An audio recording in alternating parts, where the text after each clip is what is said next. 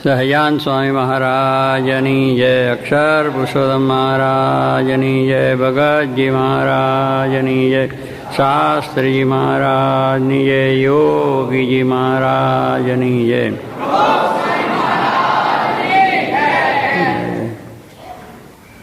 સેવા ધર્મ એ આપણા સંપ્રદાયની અંદર ભગવાન સ્વામિનારાયણના વખતથી એ સેવાઓ કરતા આવ્યા છે. કારણ કે સેવાથી જોગી મહારાજ કહેતા મેવા મળે છે. મેવા એટલે આપણને ભગવાનનો જે લાભ છે, સુખ છે, શાંતિ છે, એટલે એવી જાતના જેને મેવા કહીએ છીએ. ખાવા પીવાના તો દેહને મળે છે, પણ આત્માને માટેના જે મેવા એ સેવાથી ઉત્સાહ ઉમંગ વધે છે અને ભગવાનની પ્રસન્નતા થાય. શ્રીજી મહારાજે પણ ગોપીનાથજીનું મંદિર થયું ત્યારે માથે પથરા લઈ ગેલામાં બધા સ્નાન કરવા જાય અને ત્યાંથી એક એક પથ્થરો માથે મૂકીને ગોપીનાથના મંદિરના પાયા થાય એમાં નાખતા હતા. શ્રીજી મહારાજ જ્યારે વન વિચરણ કરીને આવ્યા લોજની અંદર, ત્યારે મુક્તાનંદ સ્વામી ત્યાં મુખ્ય હતા. રામાનંદ સ્વામીએ કહ્યું કે તમે એમની આજ્ઞામાં રહેજો અને જે કહે સેવા કરજો. એટલે મહારાજ પણ પોતે સેવા કરતા, અને સેવા એટલે એમને કોઈ દાડો કરી ન હોય એવી સેવા એમને મળે. આપણને તો કંઈ જાણતા હોય ને કરતા બરાબર ન મળે એ સેવામાં પણ એટલો જ ઉત્સાહ જેને કહેવાનો. આપણે તો સગવડવાળી સેવા મળે તો રાજી થઈ, અને અગવડવાળી મળે તો રાજી ના થાય કે આમ છે ને તેમ છે ને, આ વ્યવસ્થા કરતાં આવડતું નથી ને આવી સેવા તો કંઈ સંપાતી છે, એમ આપણા મનમાં વિચારો આવે. પણ જ્યાં મહાન સંતોએ કરી છે એને તો જે વખતે જે સેવા મળે એમને પોતાને એમાં કરી હોય કે ના કરી હોય, પણ વ્યવસ્થિત રીતે એ સેવાઓની અંદર પોતે રહ્યા છે. એટલે મહારાજ તો નાનપણથી ત્યાં ઘરેથી નીકળી ગયા, પણ વિચરણ કરેલા, એટલે કોઈ ઠેકાણે કંઈ કોઈ આવી રીતનું કરેલું ના હોય. પણ છતાં મુક્તાનંદ સ્વામીએ કહ્યું કે આપણે જે ટેકડે હતા તો તમારે ગેસના ચૂલા થઈ ગયા છે, બધી વ્યવસ્થા થઈ ગઈ છે, આમ પેલું ડબ્બાઓને ચૂલો હરગી જાય. ત્યારે તો ત્યાં છાના લોકો કરે, ગાયો જે ઢોર ચરવા જાય અને એમાં ઢોર ભાગોરે જે છાન કરે, પોદરા કરે, એ લાવી ઘરે એને છાના થાપી અને પછી એનાથી રસોઈ બધું પકાવે કે જે કંઈ કરવું હોય. એટલે તે પ્રમાણે આશ્રમમાં દરરોજ છાનો જોઈએ, એના માટે આવું છાન લાવીને એનો થાપીને પછી ચાલે. તે મહારાજને એ આજ્ઞા કરી તમે છાન લેવા જાઓ. હવે મહારાજ કોઈ દિવસે એ વસ્તુ કરવી જ ના હોય. હવે તમને અમે વાત કરીએ ત્યાં આવ્યા ને દેશમાં આ લેવાનું, તમને ખબર ના પડે કેવી રીતે લેવું ને કઈ રીતે કરવું, કશી ખબર ના હોય. પણ છતાં મહારાજે એ પણ કર્યું કે એમને જોયું નિરીક્ષણ કે આ બધા કેવી રીતે પોદરા લે છે અને કેવી રીતે કરે છે. એક દાડા બધું બરોબર એને બરોબર એ કરી લીધું અને પછી એ રીતે છાન લેવા માંડ્યા, કરવા માંડ્યા. પણ પેલું બહુ નવા માણસ ખરા ને, એટલે બીજા જે જાણીતા બધા હોય એમના સરખા છોકરા કે બીજા જે તે હોય, એ પોતે પોદરો પેલો ઢોર કરે ગાય કે ભેંસ, તો એને પેલું હલેકડું નાખી દે. એટલે છે ને પોતાનું નહીં, હમણાં કંઈક પેલા આપણે જગ્યા રોકી લઈએ છીએ ને, તો જગ્યા રોકવા માટે આપણે મૂકી દઈએ કંઈક, એટલે બીજું આવી જગ્યા કરે નહીં. એમાં પોદરા લેવામાં પેલા જે જાણા ગામના માણસો જાણીતા હોય એટલે પેલું છાન પોદરો કરતો એટલે થોડો કરે એની સાથે હલેકડું ચોડી દે, પછી બીજું કરતો ત્યાં જઈને દોડીને પાછો હલેકડું નાખી દે, એટલે એને પોતાનો થઈ જાય, એમાં પછી બીજું લેવાય નહીં. હવે મહારાજ તો આમ જોઈ રહે કે કઈ બાજુથી લેવાનું કઈ બાજુ ત્યાંથી બધું પતી જાય. એટલે એવું થવા માંડ્યું. પછી મહારાજ કહ્યું આ તો બરાબર નથી થતું. એટલે પછી એમને તરત પોતે બધાને આવે, બધા જે પોદરા લેનારા સમાધિ કરાવી લીધી. બધા સમાધિમાં હોઈ જાય, બધા લઈને મહારાજ પોતે આશ્રમ ભેગા થઈ જાય. એટલે એ રીતે પણ સેવા મહારાજ કરી. છાના થાપ્યા અને છાના પાછા સૂકવવાનો, એ સુકાય ત્યારે પાછા ભંડારમાં લાવવાનો, કરવાનો, આ બધી સેવા કરી. સંતો જે મોદા થયા તો એની સેવા સોંપી. એટલે મોદા સંતોની પણ સેવા કરી, નવડાવવું, ધોવડાવવું, એમના વસ્ત્રો ધોવા, સાફ કરવા, બીજું ત્રીજું કરવું, આવી બધી વસ્તુ કંઈ એમને જમવાનું હોય તે કરી આપે. આ બધી વસ્તુ મહારાજ કરતા હતા. એટલે આવી નાનામાં નાની સેવા પણ મહારાજે કરી છે, હલકા વારવાની, જુડવાની, બધી જાતની. એટલે કહું છું કે એવી રીતે આ સેવાનો ધર્મ પહેલેથી આવ્યો છે. અને ત્યાર પછી ગુણાતાન સ્વામીને તો આપણે જો ચોક વારવાની વાત કરીએ કે મહંત થઈને ચોકની આ સેવા મળી. બધા વહેંચ્યા ને અમારા ત્યાં મંદિરની અંદર તમે જ્યાં ડિપાર્ટમેન્ટ કર્યા છે એમ ત્યાં પણ બધા ડિપાર્ટમેન્ટ હોય છે કે આને આ સેવા કરી, આને આ સેવા કરી. દરેકને મંદિરનું મોટું કામ હોય એટલે ડિપાર્ટમેન્ટ પાડવા જ પડે. તો એ ગુણાતાન સ્વામીએ કહ્યું કે ભાઈ મારે કોઈ રસોડા નહીં કરતા હોય, ઠાકોરજીની કરતા હોય, કોઈ બીજી રીતની સેવા કરતા હોય, તો સ્વામીએ કહ્યું કે મારે ચોક વારવાની સેવા. એટલે દરરોજ જ્યાં ચોક જે મારે છે અહીંયા બધું સ્વચ્છતાની દ્રષ્ટિએ તો ખૂબ સુંદર જ બને છે, એટલે કોઈ ખામી નથી. પણ કહેવાનું છે ચોક પાડવાની સ્વામી સેવા કરતા, અને એ રીતે દરરોજ સેવા પોતે કરે. એટલે કહેવાનું નાનામાં નાની સેવા, અને એ રીતે પોતે સેવા કરીને લોકોને મહારાજને રાજી કર્યા છે અને કાર્ય કર્યું છે. શાસ્ત્રી મહારાજ પણ કારખાના મંદિર કરતા ત્યારે એ પણ પાયા ખોદવામાં, પછી પાયામાં પેલા પૂરવાનું છે ને ટીપવામાં, પછી પેલા ઢેખારા લાવવામાં, માથે મૂકીને લાવે કરે એ તે, એવી રીતે પણ એમને પોતે સેવા કરી છે. જોગી મહારાજ પણ એ રીતે સેવા કરી.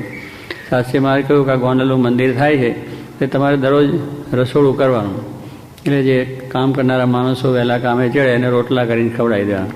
એટલે વહેલા 4 વાગે ઉઠે અને મેં કહું છાના તીગડ્યા, છાનાથી કરવાનું હોય, અને છાનાની અંદર થાય તો ધુમાડો એટલો પણ થાય, આંખો પણ મય પાણી નીકળી જાય, એવું બધું એ ધુમાડાવાળું. પછી બહુ આવું પછી ફેસિલિટી હોય નહીં કે તમારે તો અવાજ જતી રહે, બીજું જતું રહે, આમ બીજું તેવું બધું ફસલા તીગડે તો રસોડા એવા હોય એની અંદર આ ધુમાડો થાય, આંખો બળે, બીજું કરે તો પણ રોટલા કરી અને સવારે બધાને 5 વાગે જમાડી દે અને 6-7 વાગે માણસો કામે ચડી ગયા. અને બપોર પાછું રસોડું કરવાનું, મહેમાન આવ્યા કે કોઈ બીજા બધા મંદિરના કામ કરનાર એના માટે જમવાનું કરો, સાંજનું પાછું રસોડું હોય. આપણે એ રીતે જોગી મહારાજે વર્ષો સુધી સેવા કરી. શાસ્ત્રી મહારાજે કહ્યું આ બધું તમારે કરવાનું. પછી સ્વામી કે મને આજ્ઞા કરવી પડી નથી કે તમે આ ચૂલો હરગાવજો અને રોટલા કરજો અને ફલાણા જમાડજો, બધી જ પોતે જાણે મારે કરવાનું છે. પછી એટલે જે બહારથી એના છાના લાવીને મૂકવાનો એ રાતથી લાવીને મૂકી દે, પછી એ બધું સાધન જે જોઈએ લાવ્યું મતે લોટ બોટ ચારીને કરવાનું એ બધું કરવાનું હોય, એ બધા સાધન જે રોટલા ટીપવાના કરવાના બધું કમ્પ્લીટ કરીને સૂઈ જાય ને સવારે ઉઠીને તરત કામ ચાલે. હવે દરરોજનું દરરોજ થાય. પાછું એક દિવસને દરરોજનું દરરોજ, પણ એમ નથી કે મને કોઈ સાથ નથી, મને કોઈ મળતું નથી, પોતાની જાતે બધું કરી જ નાખવાનું. મારી કામ સ્વામીની આજ્ઞા છે, મારે કરવું છે. તો એ સેવા વર્ષો સુધી સ્વામીએ રસોડાની કરી.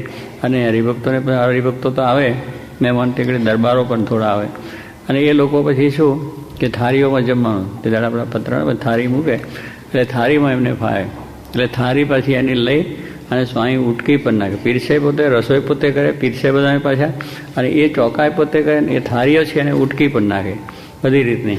એટલે સ્વામી કહેતા કે અમારા નખ છે કાપવા નથી પડતા, આ નખ વધે ને આપણે, કારણ ઘસારો ના પડે એટલે વધતા જાય, પણ દરરોજ એને કામ લેતા હોય તો એને નખ વધે નહીં. સ્વામી કહેવા નખ વધ્યા જ નથી, કાપવા જ નથી પડે, કારણ રોજ વાસણ સાફ કરવાનો, ઠોકા કરવા બધું કરવાનું. એટલે એવી રીતની સેવા સ્વામીએ બહુ કઠણ. પછી જોડી માગવાની કે ગામડે જોડી દે, કે આપણી જાહો જરાય નથી જો, એટલે ભિક્ષા માગીને દરરોજ આપણું કામ ચાલે. મંદિરનું કામ ચાલતું હોય તો સવાર સાંજ બપોર રસવાડે લોટ આવે, બાજરાનો લોટ આવે, જુવાનો લોટ આવે, દાળ ચોખા કંઈક આવે તો એને ખીચડી થાય ને બાકીના રોટલા કરવાનું.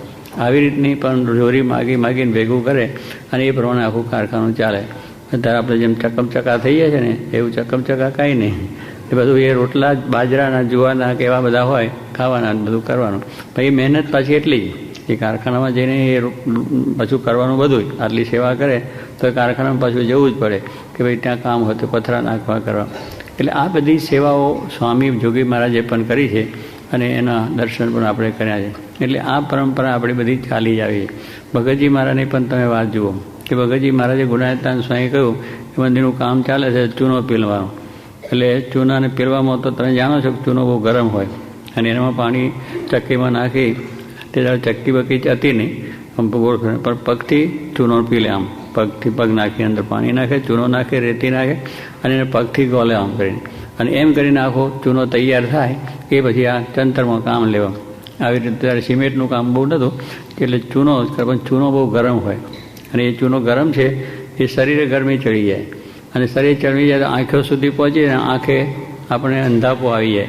બહુ ગરમી જો ચડી જાય તો અંધાપો આવે. હવે આવું બધું હોય, પણ ભગતજી મારે દરરોજ ચૂનાનું જ કામ કરવાનું. એમને ચૂનો પીલીને તૈયાર કરીને જ આપવાનો. અને બધા કે રાગજી તું આંધળો થઈશ, હા તું આંધળો થઈ જઈશ, તો એ શું કે ગુણાત્યાન સ્વામી પર કુરબાન.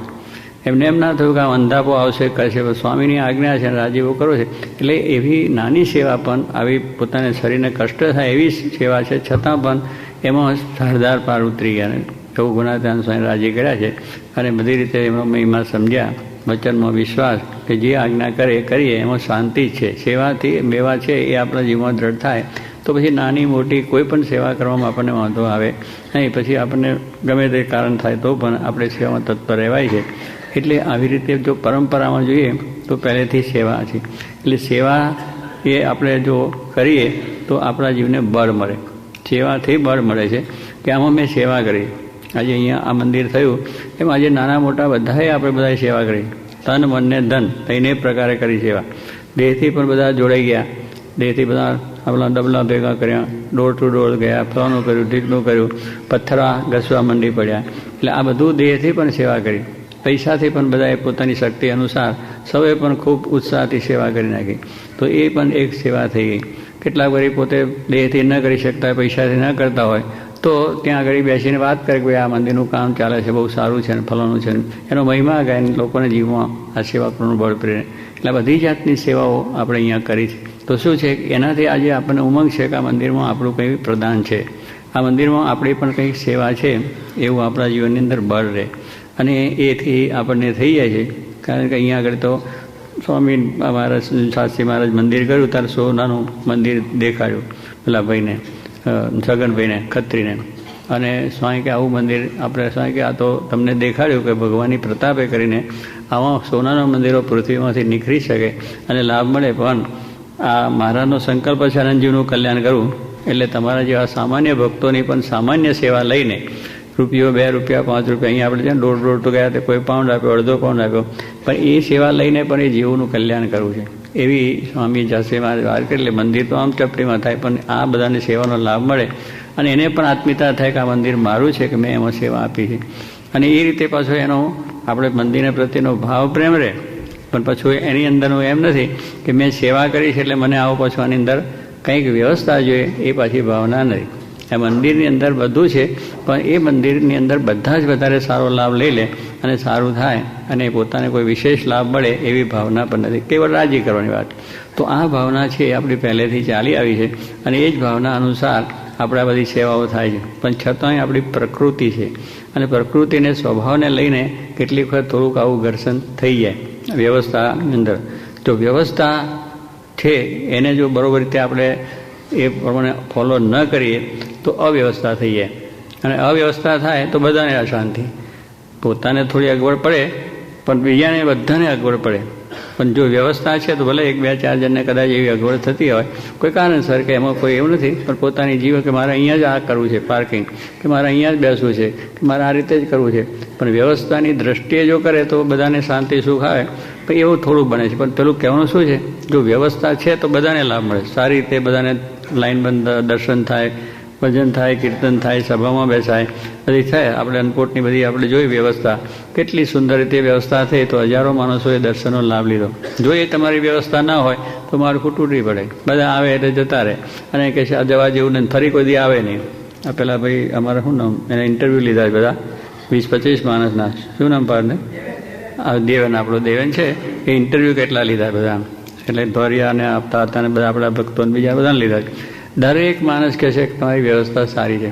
પાર્કિંગનું પૂછ્યું કે ભાઈ પાર્કિંગમાં બધું અનુકૂળ છે. દર્શનની લાઇનમાં ઊભા રહેવું પડ્યું, અડધો કલાક નહીં કરતો આટલું બધું વાંધ છે તો ઊભા રહેવું પડે, પણ અમને કોઈ અગવડ નથી અને અમે સારી રીતે દર્શન કર્યા. દર્શનમાં ગયા તો ક્યાંય સારું દર્શન થયા.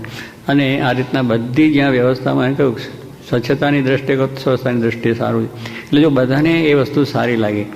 આપણે શું પેલું થોડુંક લાઇનમાં જવું પડે એટલે જરા આપણને એમ થાય કે આ લાઇનમાં જવું પડે છે, ઊભા રહેવું પડે છે, આ તો કંઈક મંદિર છે, આ તો કંઈક મંદિરના દર્શન છે. પણ ભાઈ અહીંના કરતાં ઘણી લાઈનો ઊભા રહ્યા છે, ક્યુ થાય છે. આપણે અમારા દેશમાં તો બહુ ક્યુ ચાલે છે. ટ્રેનમાં જવામાં ત્યારે પેલે શું આપણે આપણું ઘાસ તેલ લેવું હોય તો ક્યુ હોય છે, બીજી બધી પેલા રેશનના કાર્ડ હોય છે એની લેવા જઈએ તો ક્યુ હોય છે. એટલે આમાં ક્યુમાં તો કેટલાય ઊભું રહેવું પડે, કલાકો સુધી ઊભા રહેવું. અને કોર્ટમાં જઈએ છે ને તો એ સવારથી સાંજ સુધી બેસીએ. અહીં તો જે થતું એ ખબર ને, એમાં તો સવારે મુદત હોય આજે, એટલે સવારે 11 વાગે હાજર રહેવાનું અને હાજર રહેવાનું, પછી કેસ ચલાવે જરી, એટલે કે એકનો, બીજાનો, ત્રીજાનો બધો કેસ ચાલે. અને સાંજે 5નો ટાઈમ થવા આવે ત્યારે કે જાઓ તમારી મુદત પડી, આખો દાડો બેહાડી મૂકે લ્યો અને પછી જવાનું કહે છે. એટલે એ બધું ક્યુમાં હોવું જોઈએ, ક્યુમાં છે. પણ કહેવાનું છે કે એ જે વ્યવસ્થા છે એ આપણા સારા માટે છે. પણ જો એ વ્યવસ્થા થઈ જાય તો પછી કોઈ વસ્તુનો એ ના રહે. એટલે અહીંયા જે આપણે બધાને અનુભવ થયો છે કે ભાઈ આ વ્યવસ્થા છે તો આપણે શાંતિથી સારો લાભ મળી શકે છે. જમવામાં પણ આપણે ભલે લાઇનમાં જવું પડે, પણ એ લાઇનમાં જઈએ છીએ તો બધાને શાંતિથી સારું રીતે લાભ મળે છે અને કોઈ જાતનો વાંધો આવતો નથી. એટલે મૂળ વસ્તુ છે કે વ્યવસ્થા છે એની અંદર આપણું આ મંદિરની જે શિસ્ત, પહેલું તો જે શિસ્ત, કોઈ પણ સંસ્થામાં શિસ્ત ન હોય તો એ સંસ્થાની અંદર અવ્યવસ્થા થઈ જાય. અને શિસ્ત સાચવવી આપણી ફરજ છે. આપણે જ્યાં જઈએ, કોઈ પણ ઠેકાણે જઈએ તો ત્યાંના જે સ્થાનની વ્યવસ્થા હોય એ મંદિર હોય કે કોઈ બીજી સંસ્થા હોય તો એની શિસ્ત આપણે સાચવવી જોઈએ, અને અહીંયા પણ આપણે સાચવવી જોઈએ, તો જ આપણે બરોબર રીતે એની અંદરનું કામ સારું કરીએ. શિસ્ત અને સહકાર, અને જે ત્યાંની વ્યવસ્થાનો મહત્વ સહકાર આપણો આપવો છે કે બરાબર છે, અને ભલે થોડું મોડું થશે, થોડું એ થશે, પણ સહકાર એ હોય તો એ બરાબર સારું કામ થઈ શકે, તો આયોજન સફળતા થાય. શિસ્ત અને સહકાર જો આપણે એની અંદર બરાબર રીતે આપીએ તો આપણું જે આયોજન છે એ સફળતાને પામે. પણ જો એ ના હોય તો તરત અવ્યવસ્થા થઈ જાય, આયોજન બધું તૂટી પડે, માળખું તૂટી જ પડે તમારું. એટલે એ બહુ અગત્યનું છે. એ શિસ્ત અને સહકારની જે ભાવના છે એ આપણા મહારાજના વખતથી જ ચાલી આવી છે કે આ રીતે જ આપણે જો કરીએ. શિસ્ત એટલે શિસ્ત, એમાં પછી કોઈ સ્કૂલની પણ શિસ્ત હોય, કોઈ પણ સંસ્થાની શિસ્ત બધી હોય છે. કોઈ પણ ઠેકાણે તમે જાઓ તો શિસ્ત હોય, એટલે શિસ્ત પ્રમાણે જો કામ થાય તો વાંધો જ નહીં કે આ મંદિરમાં જઈએ એટલે બસ શાંતિથી દર્શન જ કરવાનું હોય. સભામાં બેઠા તો શાંતિથી આપણે સભામાં જે ચાલે છે બીજી વાતો નહીં જ કરવાની. ત્યાં સભામાં ગયા છે તો સભામાં કથા વાર્તા સાંભળવા માટે ગયા છે, એ શિસ્ત છે, શિસ્ત. અને જે પ્રમાણે ત્યાં આગળ વ્યવસ્થા હોય એ પ્રમાણે લાઈન બંધ બેસી જઈએ અને હાથમાં માળા લઈને બેસી જાઓ. ના માળા લો તો એમને સ્વામિનારાયણ સ્વામી, પણ કથા સાંભળવી છે. બીજાને વાતો કરીએ તો શું થાય કે બીજા બેને બદલ અકલ થાય, અને આપણે જે લેવા લાભ આવ્યા છે એ લાભ કંઈ મળે નહીં, વાતોમાં જતું રહે. એટલે એ શિસ્ત છે કે ભાઈ આપણે સાંભળવાનું, એટલે એ જ. એટલે આવી રીતની બધી જે શિસ્ત અને સહકાર હોય તો પછી આપણે જે આયોજન કર્યું હોય એની સફળતા થાય. એટલે એ વસ્તુ બહુ અગત્યની વસ્તુ છે. એટલે અત્યારે અહીંયા આગળ યુવકોએ જે કંઈ આપણામાં અહીંયા બતાવ્યું, કોઈ વાતો કરી છે, બરાબર છે. કેટલીક વખત એવું પણ થાય, પણ આપણે આ વસ્તુ પોતાના ઘરે પણ અગવડ સગવડો જેમ હોય પણ છતાં એને શિસ્તબદ્ધ હોય તો કેટલું સારું કામ થાય છે એ આપણે બધાને અનુભવ છે. અને એ અનુભવ પ્રમાણે આપણે અહીંયા આગળ પણ જે કંઈ કરવામાં આવે છે એટલે કોઈ એમાં મનમાં દુઃખ નથી કરવાનું, પણ વ્યવસ્થા સારી સચવાય તો બધા વધારાનો લાભ મળે, અનેકને લાભ મળે. આપણે એક જ મોટર જો રસ્તામાં વચ્ચે ઊભી રહે તો કેટલું બધું તમારું ટ્રાફિક વધી જાય. આપણે તમે શું ના હું તો અહીં ઊભી રાખીશ, અહીં વાંધો નથી, આટલો બધો રસ્તો છે, શું આવું, પછી એ ટ્રાફિક કેટલો રોકાય, એમાં કેટલા માણસો હેરાન થાય, કેટલી પોલીસની દોડધામ થાય. વિચાર કરો કે આપણે જાણીએ છીએ કે રોડમાં આપણી મોટર ઊભી રહે એમાં શું વાંધો છે, રોડમાં તો ઊભી જ રખાય ને, પણ એમાં ટ્રાફિક કેટલો રોકાઈ જાય અને એમાં કેટલા એ થઈ જાય. અહીં તો ટ્રાફિકનો તમારે જામ થતો હોય તો કેટલું બધું મોટું લાંબુ થઈ જાય. દેશમાં પણ થાય. દેશમાં તો હું પેલા ટ્રકવાળા બે જણને ના ફાવ્યું ને બીજા તો બે આડું રાખીને ઊભું રાખેલો, એટલે લાઈન 2-3 માઇલ સુધી, 4 માઇલ સુધી ટ્રકો બસો ઊભી હોય, બધી મોટર ઊભી હોય. એટલે શું કે એ અવ્યવસ્થાની અંદર ઘણા માણસોને ટાઈમ પણ જાય, વ્યવસ્થા પણ ના સચવાય અને મુશ્કેલી બધાને પણ થાય છે. એટલે દરેક ઘરની પણ શિસ્ત છે, સમાજની શિસ્ત છે, આપણી સ્થાનની છે, મંદિરની છે, દરેકની શિસ્ત છે. એ શિસ્ત અને સહકાર એ અગત્યની વસ્તુ છે. તો આપણે બધાએ આ પ્રમાણે કથા વાર્તા એ સાંભળીએ છીએ કે આ દેહ તે હું નહીં. આવ્યું ને મૂળ દેહ જ્યાં ત્યાં નડે છે એ શિસ્ત તોડવામાં, સહકાર નહીં આપવામાં, વ્યવસ્થા આગે પાછી કરવામાં બધું દેહ નડે છે. મને આ ના થયું, મને આ ના થયું, પેલો કે મને આ ના થયું, ભાઈ આ કરવા આવ્યા નથી.